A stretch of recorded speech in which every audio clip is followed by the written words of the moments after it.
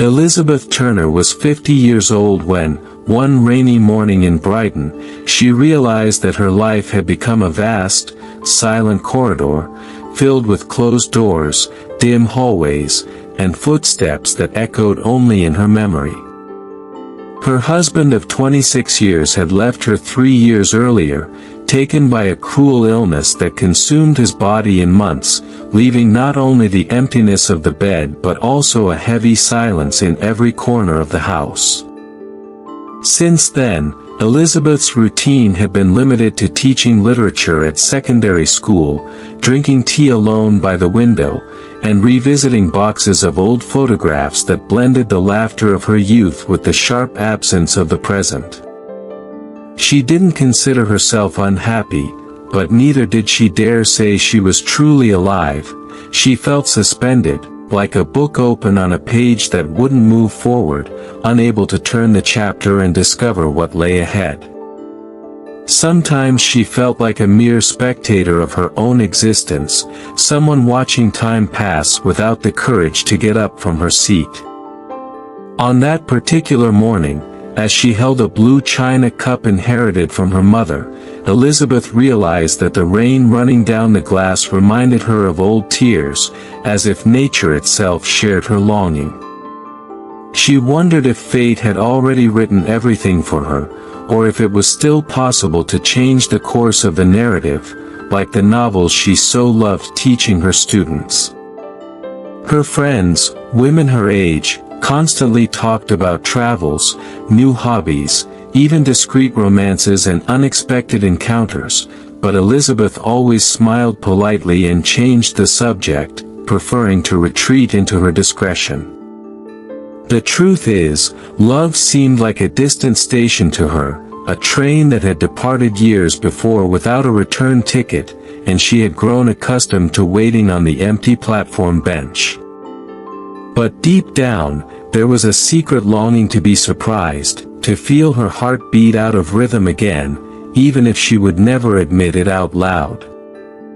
Everything began to change when she accepted, almost against her will, an invitation to attend a creative writing course in London, suggested by her sister Margaret, who firmly believed Elizabeth urgently needed a breath of fresh air. "It'll do you good, Liz," Margaret had insisted with that warm conviction that always accompanied her. Without expectations, Elizabeth packed a small suitcase, tied her hair into a simple bun, donned her favorite navy blue coat, and boarded the train toward the city. The carriage was full of hurried travelers, students, executives, and tourists, but Elizabeth preferred to lean against the window, listening to the rhythmic sound of the tracks that seemed to whisper that something new was approaching, even if she didn't know what. The trip itself already seemed like a metaphor to her. Leaving Brighton, even for a few days, was like opening a crack to the unexpected. It was on that same train that her life crossed paths with Jonathan Miller. He entered Guildford Station carrying a worn guitar on his back, a briefcase full of papers, and a light smile, as if he had grown accustomed to laughing at his own scars without allowing their weight to crush him. He found a seat in the carriage and ended up sitting directly across from her. Elizabeth, accustomed to retreating into her own world, pretended not to notice his presence, burying her eyes in the book in her hands, but something in his brown gaze, steady yet gentle, forced her to look up for a moment. The encounter was silent but intense, as if their stories recognized each other in a flash. And in that brief moment, the silence between them seemed to foreshadow a conversation that would soon unfold, like the prelude to a symphony guarded by destiny. Jonathan was 52 years old, a university music professor at Cambridge, and, like Elizabeth, he carried in his soul the mark of losses that had silently shaped him. His wife had left him suddenly 5 years earlier, tired of a life she considered lackluster, running off with another man to the United States, leaving Jonathan feeling discarded like an old book on a dusty shelf. Since then, he had taken refuge in unfinished songs, in melodies he never shared with anyone, in scores that lay like unsent letters. And now, as he chanced to meet Elizabeth, he sensed a kind of silent familiarity, as if her solitude responded in unison to his own, creating an invisible cord that united two strangely parallel lives. Their first contact was simple, almost shy. Jonathan, seeing that the book in her hands was a Thomas Hardy novel, commented lightly, "It's hard to find someone who still gets lost in those pages, isn't it?" Elizabeth looked up, surprised to be interrupted, but responded with a discreet smile that blended shyness and curiosity. The conversation continued hesitantly, like a thread slowly woven and gaining consistency with each word. They talked about books, short trips they both dreamed of taking, memories of youth that still shone like lightning in the sky of a long night, and even silences that seemed too familiar to be strangers. There was nothing extraordinary about the subject, but the ordinary had, in that moment, the unexpected taste of discovery, as if the world had shrunk to make room only for their encounter. When the train arrived in London, Elizabeth felt something she hadn't felt in years, a strange urge to prolong a conversation that seemed too short to die there. Normally, she said goodbye quickly to strangers, retreated into her cocoon, and disappeared without a trace, but this time she hesitated, as if afraid of losing something she couldn't name. Jonathan noticed the flicker in her eyes, and before she could move away, he said matter-of-factly, "You know, I'll be at a cafe near the station tomorrow, practicing some songs. If you want to come over, I promise I'll distract you from Hardy for an hour." Elizabeth laughed, shook her head dismissively, but as she returned to the hotel, the phrase echoed in her mind like a stubborn song that refused to go away. That night, alone in her small hotel room, Elizabeth lay down but couldn't sleep.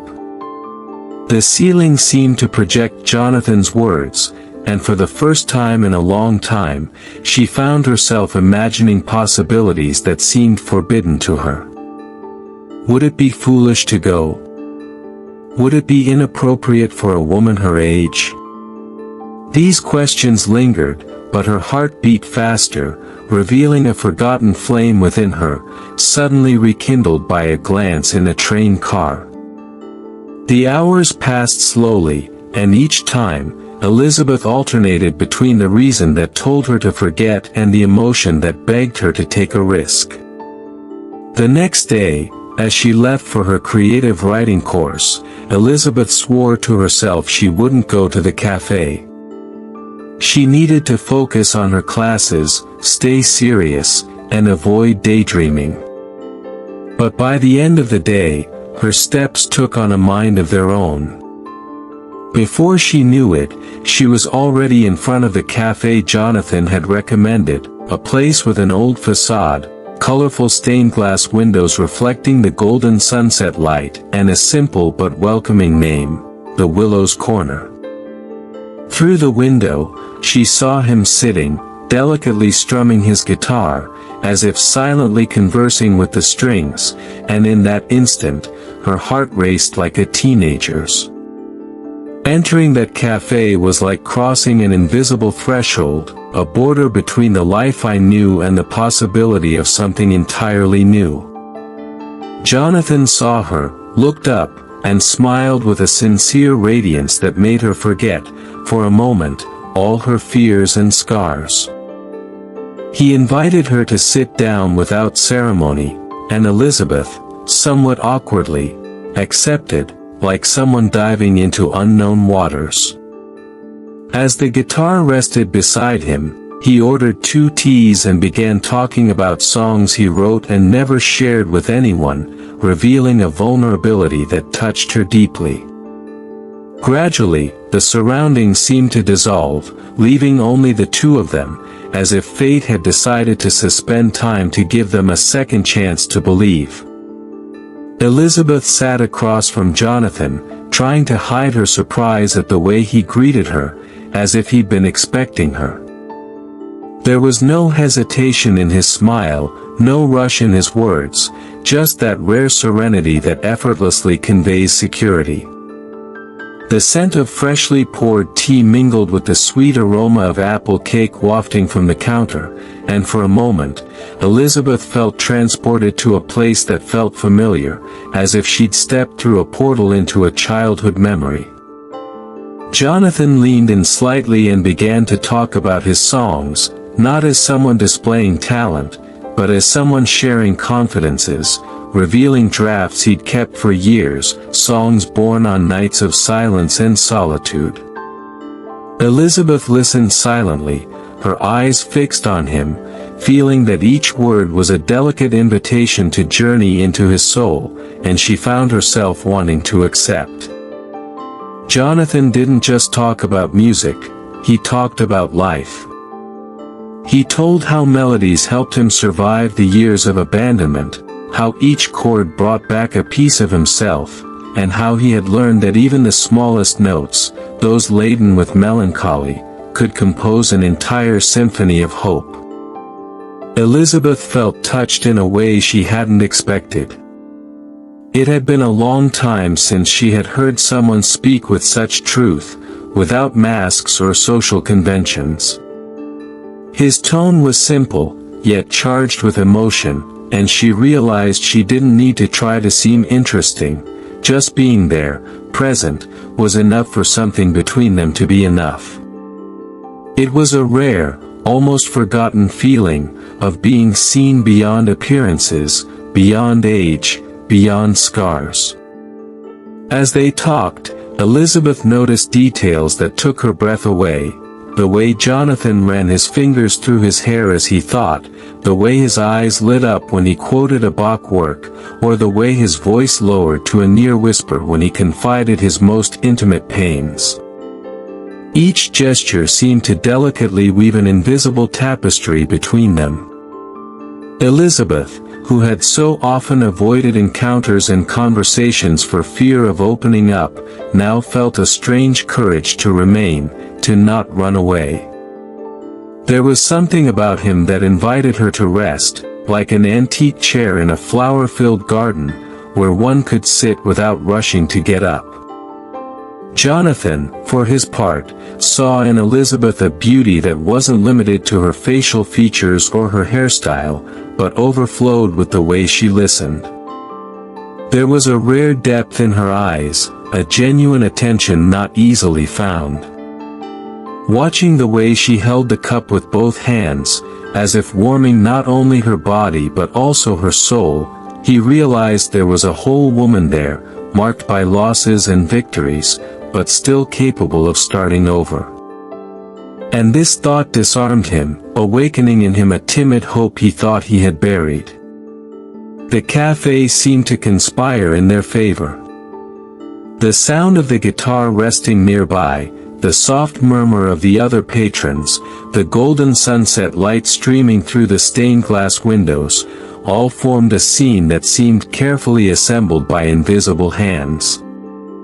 Elizabeth reflected on how life, so often cruel, could also be poetic in its encounters, and almost smiled at the irony.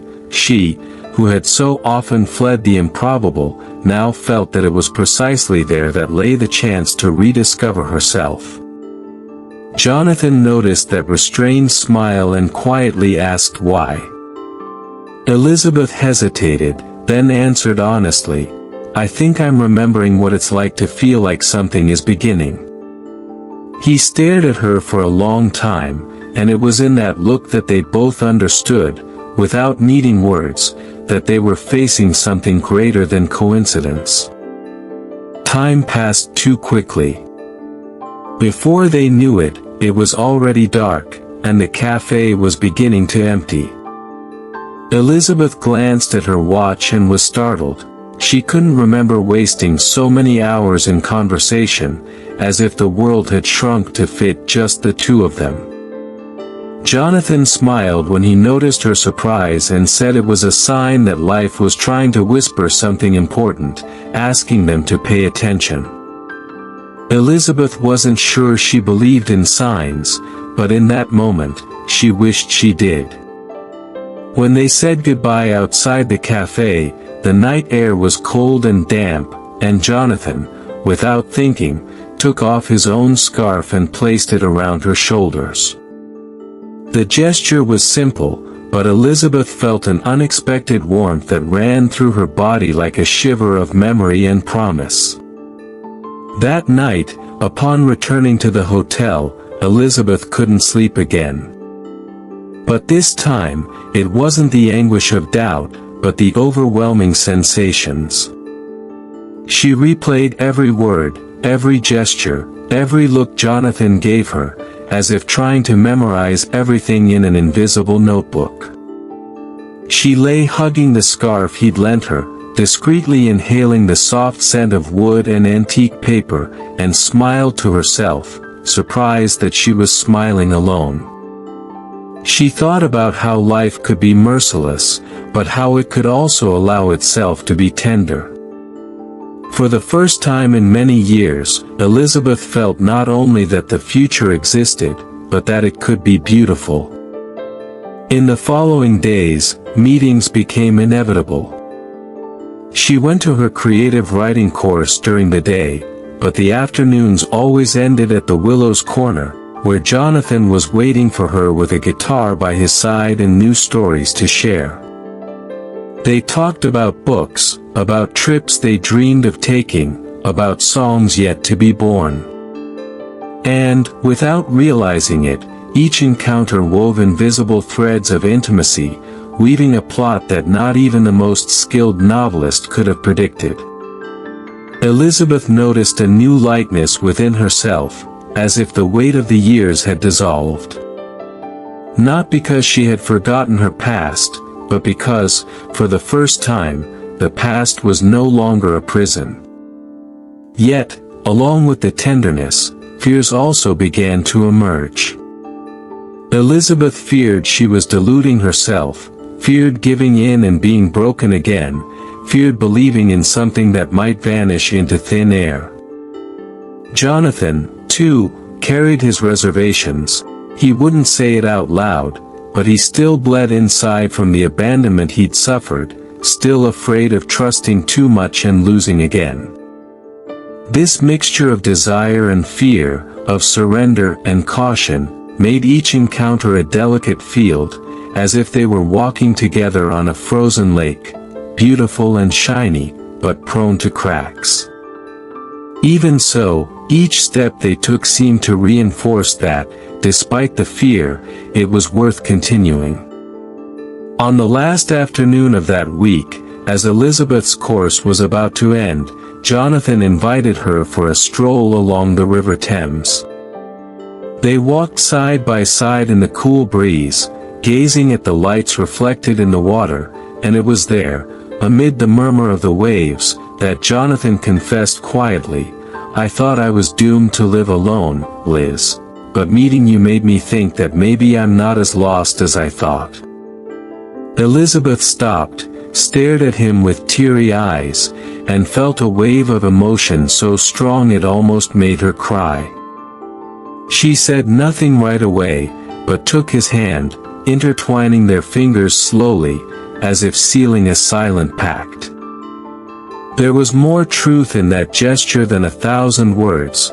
They were both allowing themselves to believe that love could, indeed, come late, but exactly at the right time. In the days following their Thames walk, Elizabeth and Jonathan continued to see each other, growing closer, as if the world's clocks were ticking faster to make up for the years they had lost. Her laughter became more frequent, and his gaze grew lighter, as if they were both learning the art of youth again, even without youth itself. Yet beneath the soft glow of their nascent routine, there was also the shadow of a silent fear. Elizabeth didn't voice it, but sometimes, silently, she wondered who exactly Jonathan was, beyond that man of gentle gestures and sweet words. What pains was he hiding? What stories was he not telling? Because no one reaches 50 without deep scars, and though she had shared some of hers, he always seemed to choose his words carefully, as if there were something he dared not reveal. It was on a cold Sunday afternoon that the unexpected happened. Elizabeth had finished her creative writing degree and decided to extend her stay in London for a few more days. Alone, she walked the streets near the Willows Corner, and passing a small bookstore with an old facade, she went in to warm up.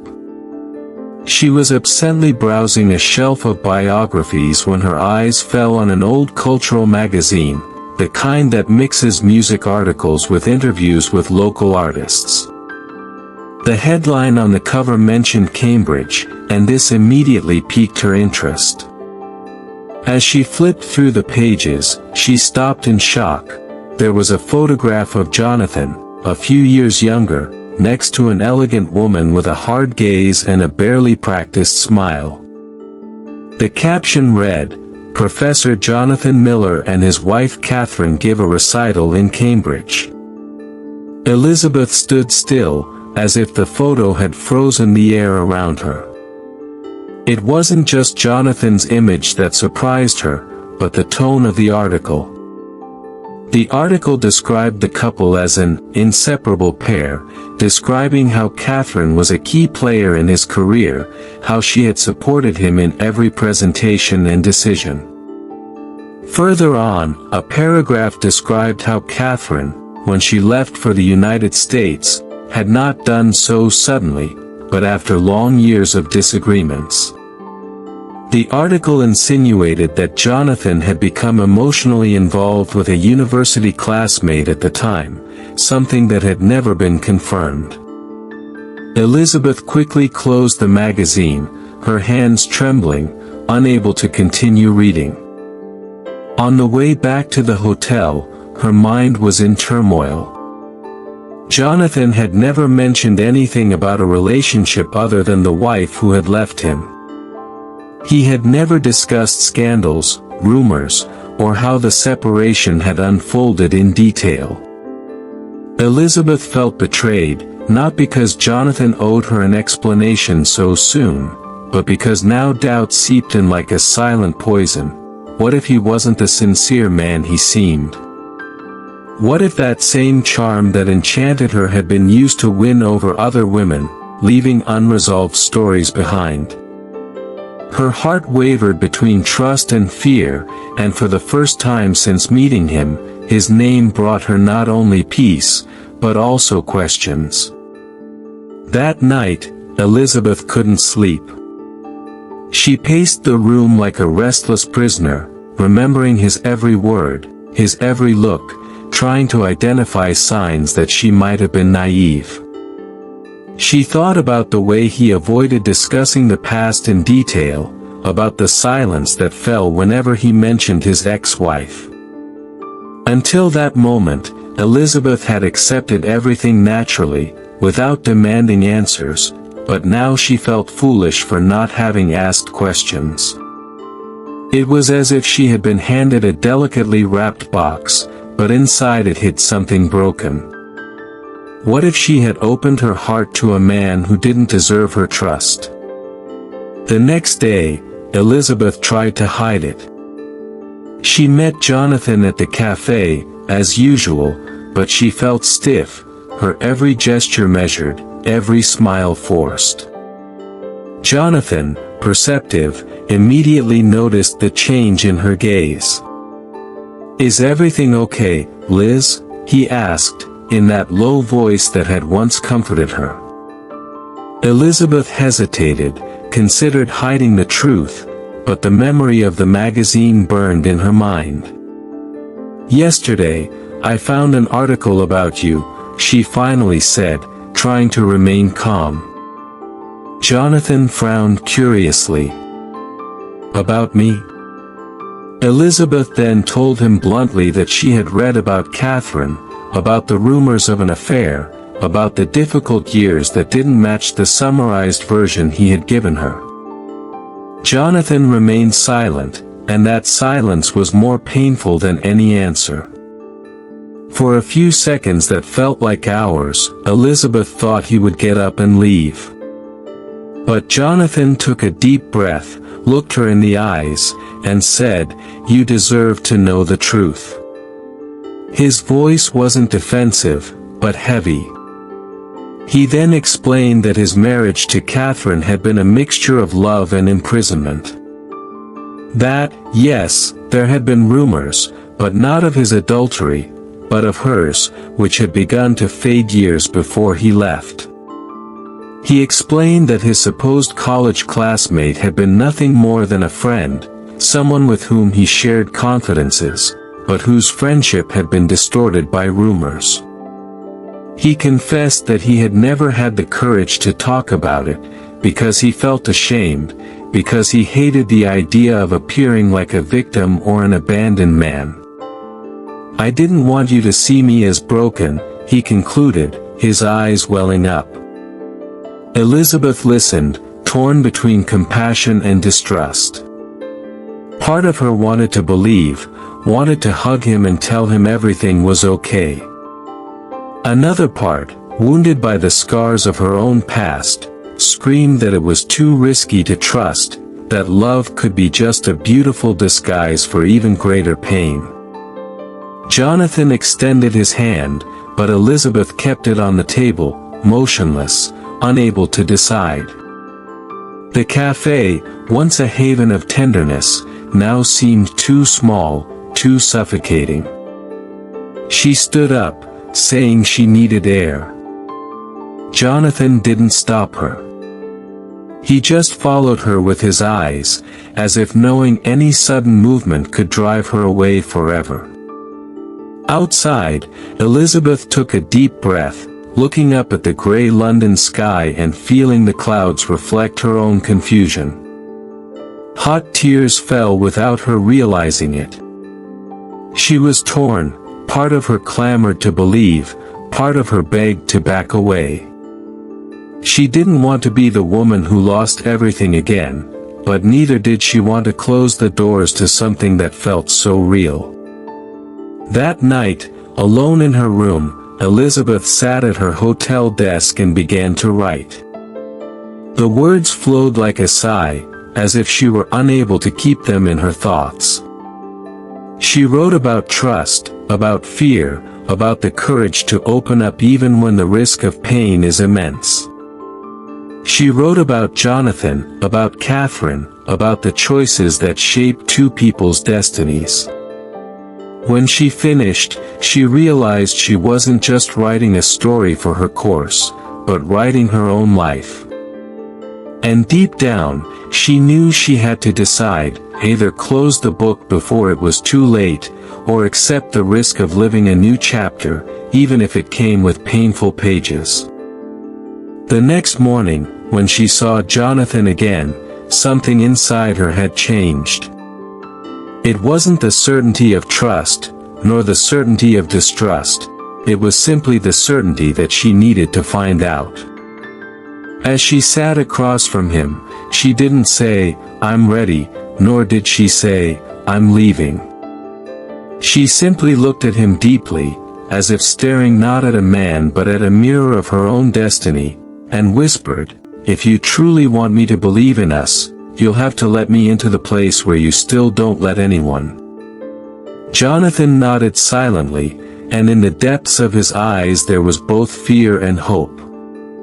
Before continuing this story that's touching so many hearts, remember, if it's touched you, if it's awakened memories or emotions that were dormant, subscribe to the channel now, activate the bell, and share this video with someone special. Because stories like this aren't meant to be kept, they need to be spread like seeds of hope, reaching other women, other hearts that may need to believe again that love may come late, but never untimely. Elizabeth decided to get away for a few days, even though she couldn't bring herself to say it out loud to Jonathan. She made excuses about commitments, about reading she needed to finish, and plunged into long, solitary walks through the streets of London. The cold wind seemed to whip at her face, but it also helped her organize her thoughts. She didn't want to be unfair to him, but she couldn't simply ignore the warning signs her mind was screaming at her. She carried within her the weight of a lifetime of responsibilities, losses, and pain, and she wasn't about to enter into something uncertain without caution. Still, every step away from him hurt, as if she were depriving herself of a balm she had finally found. Jonathan, for his part, respected her space. He didn't insist, didn't try to justify himself beyond what he'd already said, but he always left a loophole, a delicate note left at the hotel reception, a new melody recorded on his cell phone, short messages that didn't demand a response but silently said, "I'm here, I won't run away, I won't pressure you, but I won't give up on us." These small expressions touched Elizabeth more than she admitted. Sometimes, alone in her room, she would repeatedly hear the chords he sent her, and her heart would surrender, even when her reason still resisted. The days dragged on, and the writing course was over. Elizabeth knew she needed to return to Brighton, resume her classes, her routine, her life, which now seemed almost pale in comparison to what she had experienced in London. Yet a part of her hesitated to buy the return ticket, as if waiting for a clear sign that said, "Stay." At the same time, she feared that such a sign would never come, and that it would all be nothing more than a beautiful interlude about to crumble into reality. Her heart was a taut rope, about to snap between the desire to protect herself and the will to risk. It was one gray morning that fate decided to intervene. Elizabeth was walking along the banks of the Thames when she heard a familiar tune in the distance. She followed the sound to a small square, where she found Jonathan sitting on a bench, playing the guitar for a group of curious children who were approaching. There was no large crowd, no organized audience, just him, his guitar, and a few children enchanted by the melody. Elizabeth stopped, watching in silence, and her heart was filled with a wave of almost unbearable tenderness. There he was, without masks, without applause, simply offering what was most true, his music. And in that moment, she realized that perhaps she was punishing him for ghosts that didn't belong to him. When Jonathan saw her, he stopped playing and smiled, as if he had been expecting her presence. Elizabeth hesitated to approach, but one of the children, noticing his gaze, ran to her and took her by the hand, leading her to the bench. It was an innocent yet symbolic gesture, as if fate had used the purity of a child to remove the last barrier between them. Jonathan held out his guitar, inviting her to sit beside him. Elizabeth, embarrassed, declined the offer to play, but accepted the offer to stay.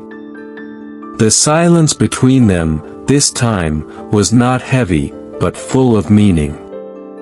After the children dispersed, Jonathan turned to her and said, "Liz, I can't change what I've already experienced, I can't erase the wounds, but I can promise you one thing, if you let me, I will never be afraid to be honest with you, even when the truth is difficult." The simplicity of that sentence, spoken without embellishment, struck Elizabeth like a lightning bolt. It was exactly what she feared and what she longed to hear, not a promise of perfection, but a promise not to be deceived. For the first time in days, she felt tears well up, not of despair, but of relief. That night, they returned together to the Willow's Corner. The cafe, witness to their first encounters, seemed different. Elizabeth felt as if the place had waited silently to welcome them back. They sat in the same corner, ordered the same tea, and this time there was no need for long explanations. Their hands met on the table, firm, as if sealing a pact not only with each other, but with themselves. The world around them continued to spin, but for them, time had slowed down again, as if conspiring in their favor. But life rarely allows everything to remain peaceful for long. Elizabeth knew this, and so did Jonathan. And as they smiled, a faint, almost imperceptible foreboding settled between them like a subtle shadow. Perhaps it was just the lingering fear, perhaps it was the intuition that fate still had new trials in store for them. What mattered, in that moment, was that they were there, together, choosing to remain despite their fear. With each sip of tea, with each exchange of glances, they sealed the courage to continue writing a chapter that might be too beautiful to be interrupted. And that morning, lying in her room, Elizabeth realized she was no longer the same woman who had arrived alone in London weeks before. There was a new spark within her, a shy but present confidence that made her believe in the improbable again. I didn't know how the future would unfold, I didn't know what obstacles they would face, but I knew I didn't want to go back to the way life was before. She sighed, hugging the scarf she still had from him, and smiled with the serenity of someone finally accepting that love can, indeed, blossom when least expected, and that maybe, just maybe, she was ready to take the risk. Before continuing, remember, if this story resonates with you, don't forget to subscribe to the channel, like it, and share this video with someone special. YouTube's algorithm understands that this content resonates when you interact, and this way we can bring more emotion and hope to other women who may need to hear that love can blossom at any age. The premonition that haunted Elizabeth soon took hold. A few days later, while walking with Jonathan through the bright streets of Covent Garden, she noticed the change in his expression when a tall man in a gray suit approached and greeted him coldly. "Jonathan Miller," the stranger said, his smile barely reaching his eyes. The conversation was brief but intense, a few words spoken in low tones, hard gazes, and Jonathan seemed to stiffen like a statue. Elizabeth sensed there was an untold story there, something he had left out of his confessions. After the man walked away, Jonathan tried to return to a light-hearted mood, but Elizabeth could no longer pretend nothing had happened. "Who was he?" he asked, and the answer came back broken, "Someone from the past." That short sentence echoed like thunder in her mind. It wasn't enough. She wanted to know more, needed to know more, but Jonathan didn't seem ready to open the wound. The insecurity Elizabeth had felt earlier returned with a vengeance, bringing back memories of past disappointments. Was he truly different from the others? Or was he simply hiding something until it was too late for her to back out? That night, Elizabeth returned to the hotel alone. Jonathan had tried to accompany her, but she firmly refused. She needed space, needed to reflect without his presence smothering her doubts. Closing the bedroom door, she collapsed onto the bed and cried. They weren't just tears of sadness, but of frustration. She had dared to believe again, had opened a carefully guarded heart, and now she felt the ghost of lies stalking her steps. It was as if she were always one step ahead of her happiness, ready to snatch it from her hands the moment she felt safe. Jonathan, for his part, walked aimlessly through the city until dawn. That unexpected encounter had deeply destabilized him. The man in the gray suit wasn't just an acquaintance, he was Richard Bennett, his former manager and someone who knew every detail about the darkest phase of his musical career.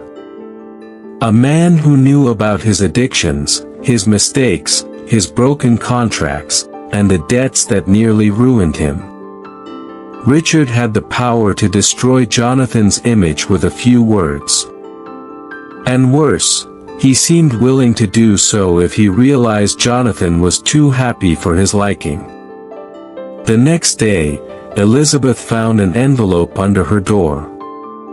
Inside, an old newspaper clipping told of Jonathan Miller, the promising pianist who had disappeared after financial scandals and accusations of breach of trust. The shock was immediate. Elizabeth felt the ground disappear from under her feet. Had he been lying all along? Could this man who offered her songs and tenderness be the same man who had shirked his own responsibilities? Her heart screamed at her not to judge rashly, but her mind, trained by pain, insisted on being suspicious. When they met, Elizabeth didn't wait for any further explanation. She handed Jonathan the clipping and said firmly, "Explain it to me now, or it's over." His expression wasn't one of surprise, but of weariness. He'd known this day would come. He took a deep breath and told the truth. Yes, he had sunk into debt.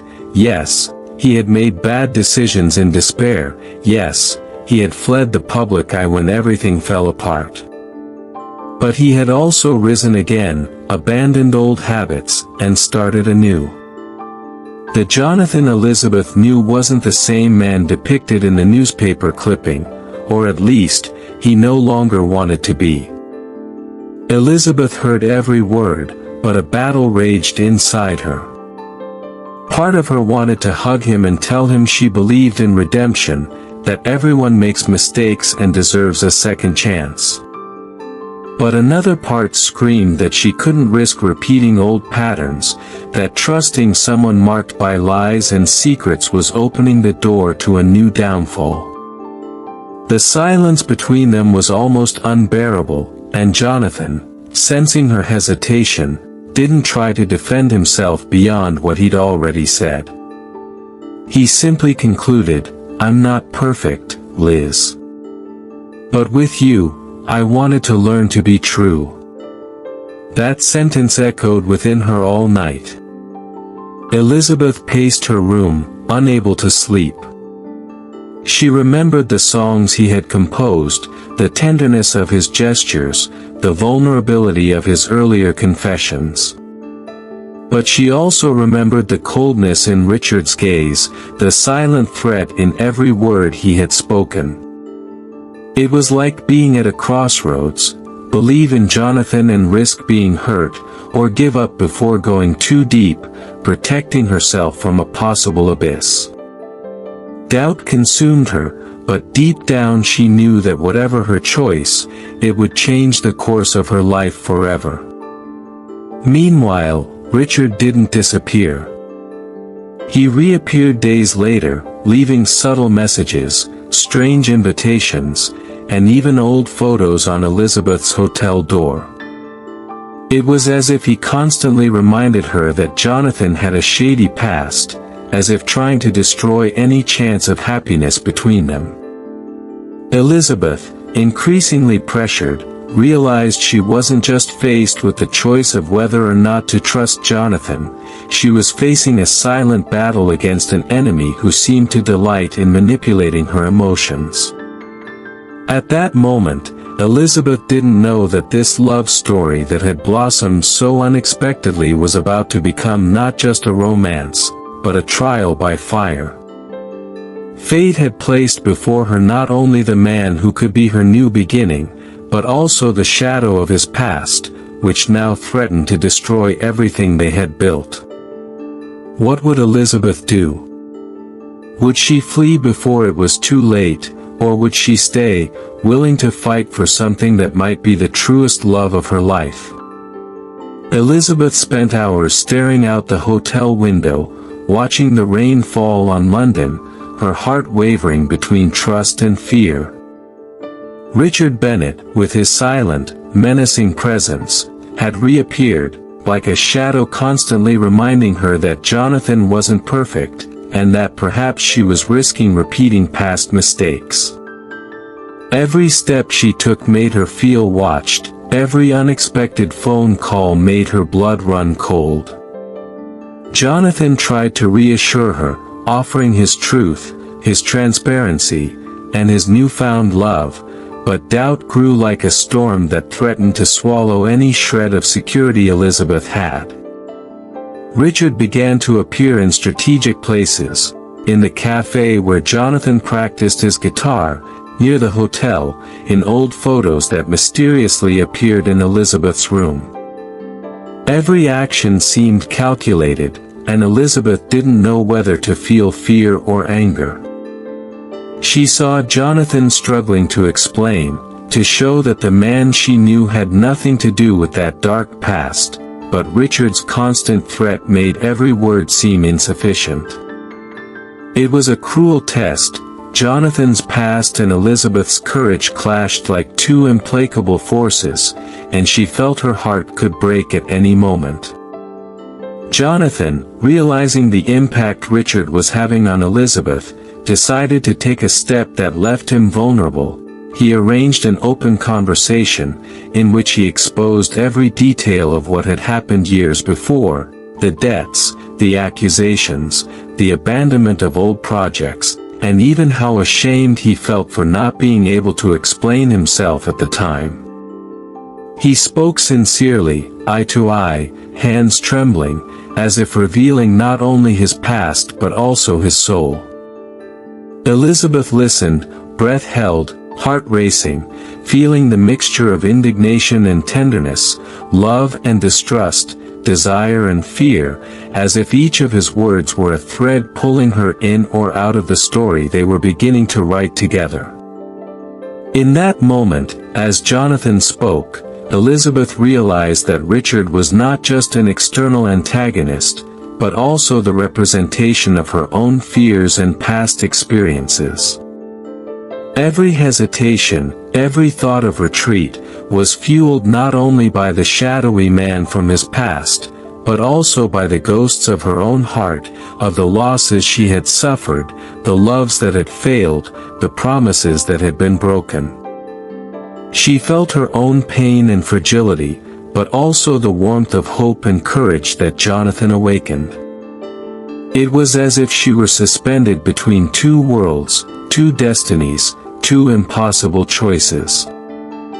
If you're following Elizabeth and Jonathan's story, leave a comment below to tell us what you would do in her shoes. Would you follow your heart and trust the budding love, or would you walk away to protect yourself from the shadow of the past? Your opinion can help other women reflect on courage, confidence, and love and maturity.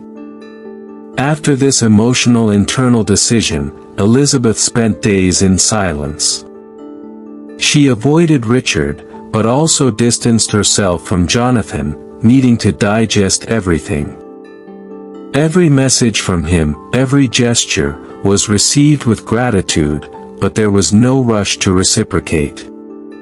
She needed time, trust, to feel that she wouldn't lose herself if she gave her heart again. Jonathan respected this, though it was painful to see her distant. The tension was almost unbearable. The love was there, so close, but so was the fear.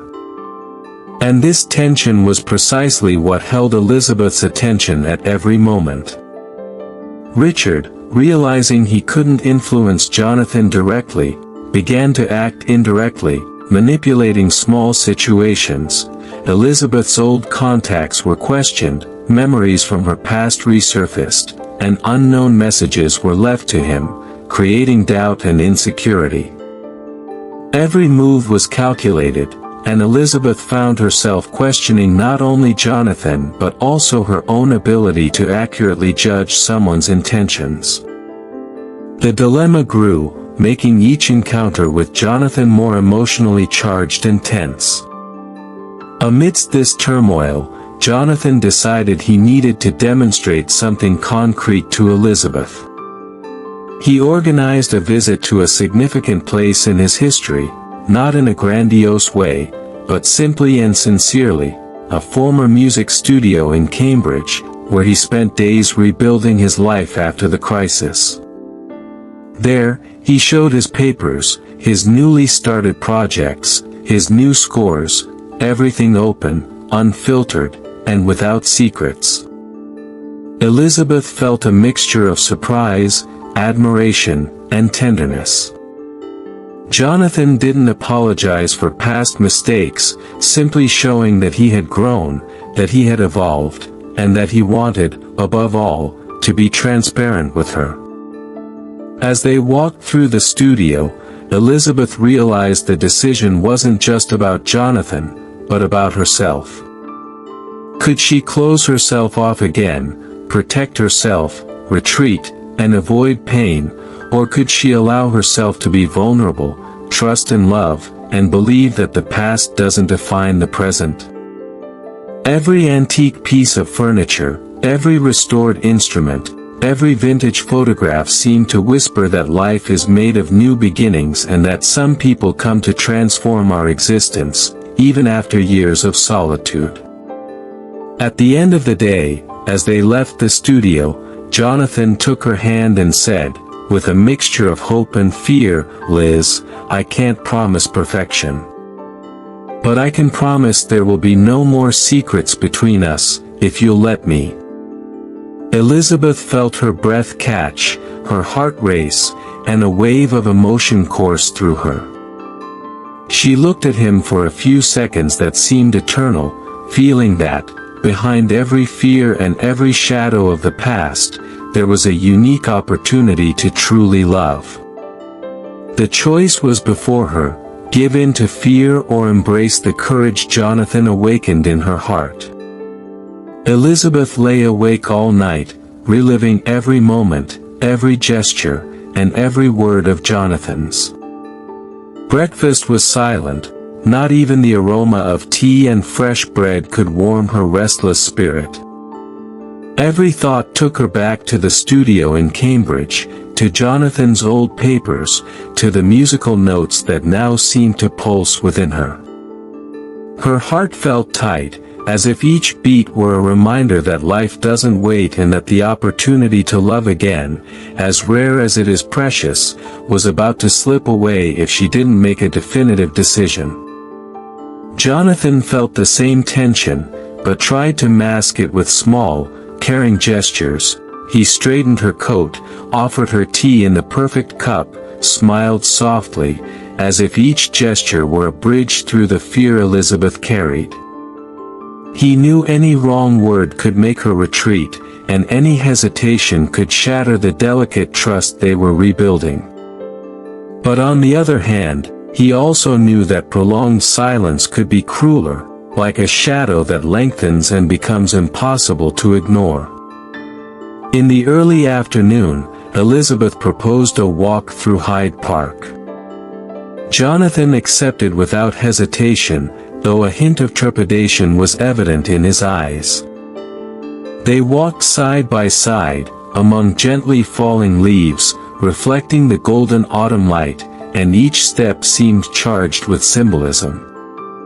The cold wind pierced her coat, but the warmth of his touch as he held her hand seemed to melt away all fear and doubt. With each turn in the park, Elizabeth felt the tension ease, but she still didn't feel completely safe. The dilemma was internal, and no one could decide for her. As they walked, Jonathan began to speak softly, unhurriedly, about the years they had spent alone, about what he had learned from his mistakes, and how each loss had actually been a path to becoming the man who stood before her. He spoke not to justify himself, but to show transparency. Every word was charged with emotion, every look conveyed sincerity. Elizabeth realized that, despite his dark past, he had made a conscious effort to transform his wounds into learning experiences, and that his vulnerability was, in fact, courage. The tension rose when, as they crossed a bridge over the park's lake, Elizabeth noticed Richard watching from a distance. The man in the gray suit stood to the side, discreet but impossible to ignore. A wave of fear coursed through her, and for a moment, Elizabeth considered retreating. Jonathan sensed her moment of weakness and held her hands tightly, as if to say without words that he was there, ready to face any shadows from the past with her. The simple gesture brought tears to her eyes, showing that true love requires courage, but also offers unconditional support. Jonathan then approached her, keeping his voice low and tender. "Liz, I know he's there, I know the past still haunts us. But what we're building is bigger than any shadow. If you'll let me, we can face every threat, every fear, every doubt together." Elizabeth felt the depth of it. These weren't just words of comfort, it was a declaration of commitment, a silent promise that their connection could survive, no matter what obstacles lay ahead. Elizabeth spent days in intense reflection. Each message from Jonathan, each gentle gesture, was received with gratitude, but also with caution. The dilemma consumed her. Could she close herself off again, protect herself, retreat, and avoid pain, or could she allow herself vulnerability, trust in love, believe that the past does not define the present? Each thought led her to reconsider the meaning of courage and hope, while the tension between fear and desire grew within her. Jonathan decided to show him concretely that there were no more secrets between them. He arranged a visit to his old music studio in Cambridge, where he had rebuilt his career after the crisis. There, he presented new scores, papers from newly started projects, and old photographs documenting his personal reconstruction. Everything was presented with simplicity and sincerity, without exaggeration or justification, simply demonstrating that he had transformed himself and that he wanted to share that truth with Elizabeth. As they walked through the studio, Elizabeth realized that the decision she needed to make wasn't just about Jonathan, but about herself. She could protect herself and retreat, or she could allow herself to fully experience the love that blossomed there, despite the shadows of the past. Every antique piece of furniture, every restored instrument, every detail of the space conveyed the feeling that life can always begin again, and that some people come to transform existence, even after years of solitude. At the end of the day, as they left the studio, Elizabeth held Jonathan's hands tightly, looked into his eyes, and spoke softly but with conviction, "I want to try, Jonathan. I want to believe that we can be happy, despite everything." Jonathan smiled, moved, and hugged her tightly, as if embracing not just her body, but the entire history they both carried. The lake reflected the evening light, and every shadow of the past seemed to dissolve, leaving only the promise of a future to be lived together. The day dawned in London with a soft mist that embraced every street and every bridge over the River Thames. Elizabeth felt something different about that dawn. It wasn't just the diffuse light filtering through the city, but the feeling that she could finally breathe without fear. Jonathan was waiting for her at the hotel, looking out the window, his eyes full of hope and caution, aware that any hasty gesture could undo all the effort of the past few days. She went downstairs, dressed in a warm wool coat, and each step felt like crossing a bridge between the past and the future. The fear was still there, but now shared, it no longer paralyzed her. Richard Bennett appeared unexpectedly that morning, crossing the sidewalk with an unchanging expression, as if to challenge their courage once more. But something had changed. Jonathan didn't back down from the threatening presence. He held Elizabeth's hands tightly and stared straight at Richard, his eyes betraying not anger but absolute determination. The tension in the air was almost palpable, every second charged with anticipation. Richard, realizing there would be no intimidation, looked away and walked slowly away, wordless, leaving behind only the memory that the past will always try to catch up with those who dare to begin again. With Richard finally gone, Elizabeth felt the weight of months of fear, uncertainty, and pain wash over her. The tears came, silent, hot, and sincere, as if she could finally release everything she had held inside. Jonathan said nothing. He simply wrapped her in his arms and let her cry, feeling each sob as part of their rebuilding. There was beauty in that vulnerability, because now there was no shame or doubt, only the raw truth of love that outlasted every shadow of the past. After a time that seemed eternal and yet too brief, Elizabeth lifted her face, wiped away her tears, and looked Jonathan in the eyes.